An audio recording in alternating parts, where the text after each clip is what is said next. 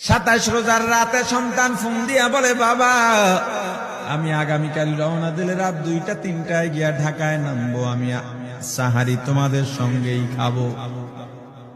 মা বসে আছে, মায়ের সন্তানের বাবাও বসে আছে, সন্তান আসবে। রাত্র 2টা-3টা হয়ে গেছে, সাহারির সময় হয়ে গেছে, সন্তানের খবর নাই। শেষ টাইমে মা বাবা সাহারি খেয়ে ফজরের নামাজ পড়ে দরজার মধ্যে অপেক্ষা করতেছে, সন্তানের খবর নাই।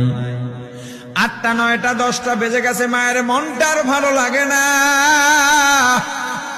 স্বামীকে ডেকে বলে, স্বামীরে আমার সন্তান কই, আমার মনটা ভালো লাগে না, একটা ফোন লাগাও। স্বামী ডাক দিয়া বলে, চিন্তা করো না, ঈদের সময় যানজট থাকতে পারে, চলে আসবে।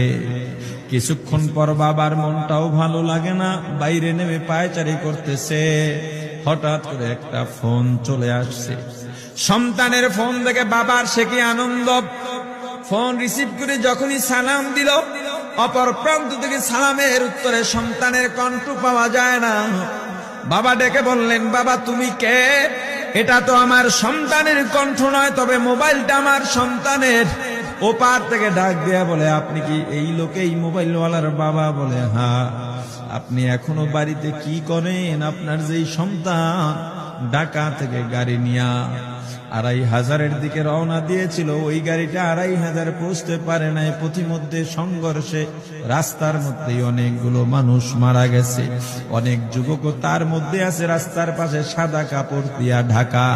দেখেন আপনার সন্তান এই লাশের মধ্যে আছে কিনা। মোবাইলটা আমি রাস্তার পাশে পড়ে পাইলাম।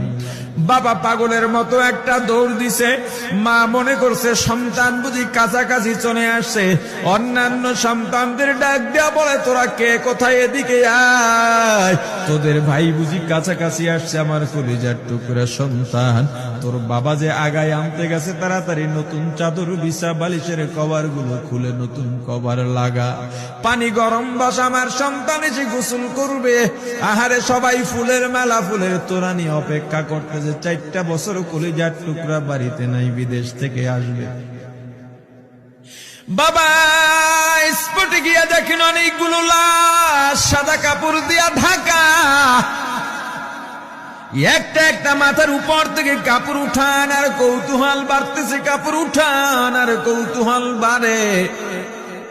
হঠাৎ তাকায় দেখে কলিজার টুকরা সন্তান লাশের মিছিলে শামিল হয়ে গেছে।